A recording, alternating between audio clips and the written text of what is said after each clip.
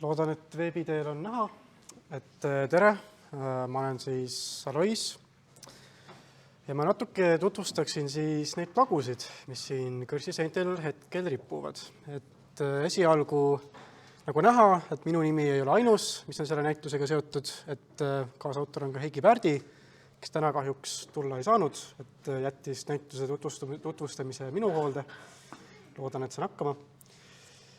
Aga siis veebiteel kuulajatele siis nii palju põgusalt tutvustada, et siis kes märkas, kes ei märkanud, siis eelmine aasta meil oli üks uus rändnäitus, siis Stalini aegset ja järgset peremajad Eestis.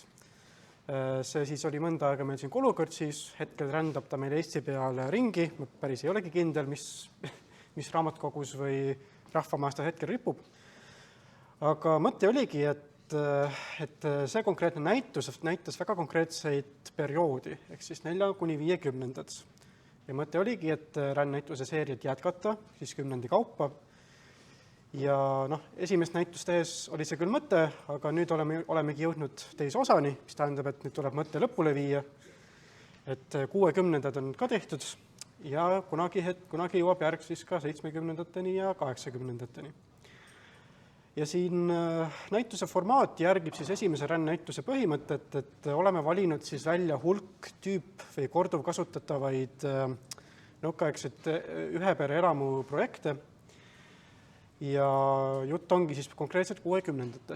Et kui esimene näitus 4–50.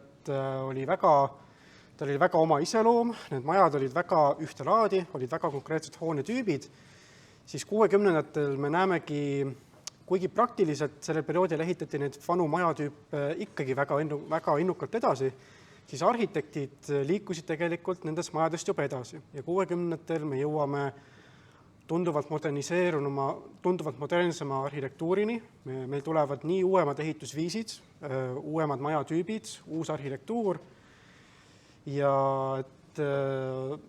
tulevad tööstuslikud tüüpprojektid. Et kõige selle valguses olemegi siis valinud välja hulk projekti sellest ajast, mõned, mis on olnud siis linnalisse piirkonda, mõned pigem maapiirkonda, mõned individuaalehitaja endale püstitamiseks, mõned olid kolhooside, kekkide ja mekkide poolt püstitatavad, vähemalt sellel perioodil. Ja seni, kuni ta veel siin Kulukõrtsi all ripub, siis innustaksingi veebiteel kuulajaid sellega tutvama tulema. Et nüüd tänast ringkäiku te küll ei näe, aga usume, et näitus on täitsa edukalt välja kukkunud, annab täitsa hea ülevaate sellest võrdlemisi põgusast peremaja arhitektuuriperioodist, aga siiski täiesti omaette tähelepanu väärivast perioodist. Ja ma arvan, et ma väga pikemalt siis aega ei kulutagi, et loodame, et kes on veebiteel, jõuavad seda vaatama, kas siis Kulukõrtsis või omaenda kohaliku omavalitsuse asutuses raamatukogus, kuhu iganes ta jõuab. Ja ma arvan, et siis sellega me veebiteel kuulajatele vist saamegi täna vaikselt otsad kokku tõmmata.